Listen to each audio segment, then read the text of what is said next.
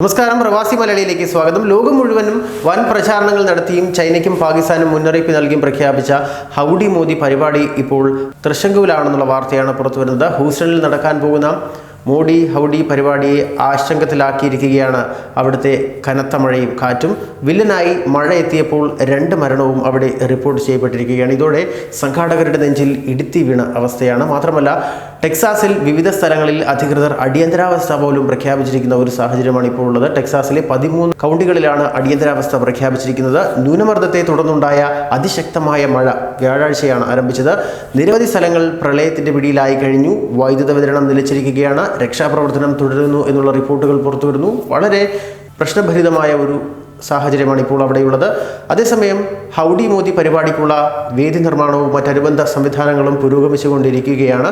പരിപാടി വലിയ വിജയമായി തീരുമെന്ന് തന്നെയാണ് സംഘാടകർ ഇപ്പോഴും വിശ്വസിക്കുന്നത്. കാരണം അത് വിജയമാക്കേണ്ടത് അവരുടെ കടമ കൂടിയാണ്. 50,000 ഇന്ത്യൻ വംശജരെയാണ് പരിപാടിയിൽ ഇപ്പോൾ പ്രതീക്ഷിക്കുന്നത്. അമേരിക്കൻ പ്രസിഡന്റ് ഡൊണാൾഡ് ട്രംപ് പങ്കെടുക്കും എന്ന സ്ഥിരീകരണവും ഇതിനോടകം തന്നെ വന്നിട്ടുണ്ട്. ഏതായാലും ഈ ഒരു സംഭവം വലിയ ആശങ്കപ്പെടുത്തുന്നുണ്ട്.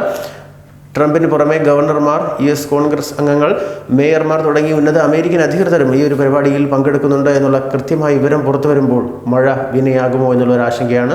1500 സന്നദ്ധ പ്രവർത്തകരാണ് ഹൗഡി മോദിയുടെ വിജയത്തിനായി അക്ഷീണം പ്രവർത്തിച്ചു കൊണ്ടിരിക്കുന്നത്. മഴ വില്ലനായി എത്തുമോ എന്നുള്ളൊരു ആശങ്ക മാത്രമാണ് ഇവിടെയുള്ളത്.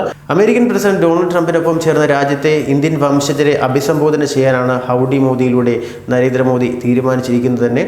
1.4 ലക്ഷം കോടി രൂപ ചെലവിൽ 50,000 ഇന്ത്യക്കാരെ പങ്കെടുപ്പിക്കുന്ന വമ്പൻ സ്വീകരണ പരിപാടിയാണ് സംഘാടകർ ഒരുക്കിയിരിക്കുന്നത്. രാജ്യം സാമ്പത്തിക മാന്ദ്യം നേരിടുമ്പോൾ പ്രശസ്തി നേടാനായി പ്രധാനമന്ത്രി നടത്തുന്നത് ദൂർത്താണ് എന്ന ഒരു ആരോപണവുമായി രാഹുൽ ഗാന്ധി ഇതിനെതിരെ രംഗത്തെത്തിയിരുന്നു. അതേസമയം ശക്തമായ മഴയെ തുടർന്നുണ്ടായ നാശനഷ്ടങ്ങളും പ്രളയം മൂലവും ആളുകൾ ഈ പരിപാടിയിലേക്ക് എത്തുമോ എന്നുള്ളതാണ് സംഘാടകരുടെ ഏറ്റവും വലിയ വേവലാതി. ആശങ്കയുണ്ട് എങ്കിലും ഒരുക്കങ്ങൾ നടക്കുന്നുണ്ടെന്നും ആളുകൾ എത്തും എന്നുമാണ് പ്രതീക്ഷിക്കുന്നതെന്നും സംഘാടകർ അറിയിച്ചിരിക്കുകയാണ്. വിവിധ സാഹചര്യത്തിൽ നടത്തുന്ന പരിപാടി പൊതുജനങ്ങളിൽ നിന്നും പ്രതിഷേധം ഉയരാനുള്ള ഒരു സാധ്യതയും അധികൃതർ കാണുന്നുണ്ട്. എങ്കിൽ പോലും പരിപാടി വിജയകരമാക്കാനുള്ള അക്ഷീണമുള്ള പ്രവർത്തനങ്ങൾ നടന്നുകൊണ്ടിരിക്കുകയാണ്. കൂടുതൽ പ്രവാസി വാർത്തകൾക്കായി ഈ ചാനൽ സബ്സ്ക്രൈബ് ചെയ്യുക.